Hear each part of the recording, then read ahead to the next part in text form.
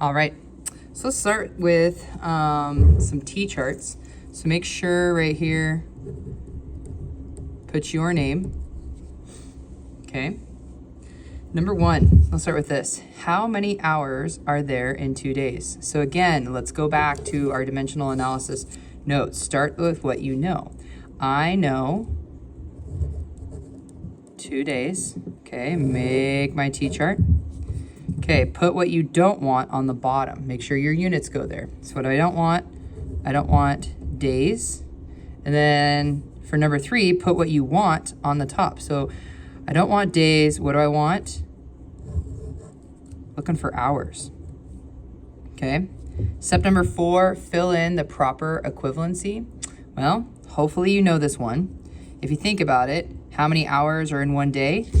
Well, there's my answer, 1. And then how many hours? 24. Okay. Multiply across the top. Divide across the bottom. Okay, so I've got 48 divide by 1.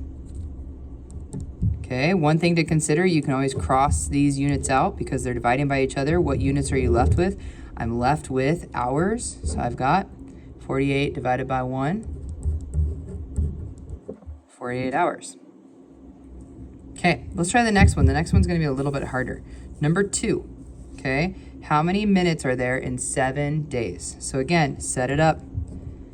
I almost wrote hours. 7 days, okay? I'm gonna put days down here, but here's the problem. Can I go from days to minutes? Well, I don't know that one, but what I do know is I know this one. I know that in 1 day, there are 24 hours.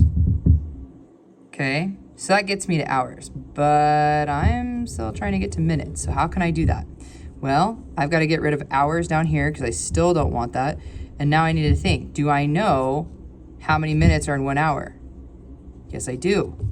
So 1 hour, 60 minutes. There we go. So my days are crossed off. Those units are gone. My hours, cross those off. What am I left with? Exactly what I want. So again, you're going to multiply. Okay, 1 is going to be on bottom. Now you take 7 times 24 times 60. So 7 times 24 times 60. Okay, get your calculator out. Should be about 10,080. So put that up there, 10,080 minutes.